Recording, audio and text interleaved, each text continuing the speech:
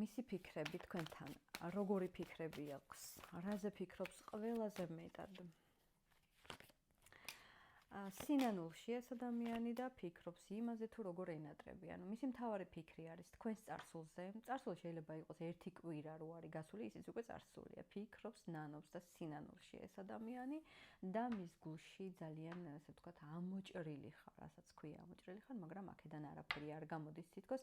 ამის შეგრძნება აქვს ნოსტალგია, მონატრება, განცდა და თითქოს ისიც არ ვიცი მინდა თუ არა შენთან, მაგრამ უშენოდ რომ კარგად არ ვარ, ესეც ფაქტიაო, ამას ამბობს და გახსოვდეთ, რომ პრივეტ ხათუნა ვარ მე და დანარჩენები ტაროში თაგონება და ასე შემდეგ არის თაღლითები და ალბათ კიდე ბევრი თაღლითია, ვინც მე არ ვიცი, ამიტომ ფრთხილად იყავით. კიდე კარგი მომენტი, არ ვიცი, ძალიან სინანულშია, ძალიან ენატრები და არ ვიცი, იმედია კონს მოეგება ეს ადამიანი და გამოასწორებს ყველანაირ შეცდომას. მე კი გელოდებით კომენტარებში.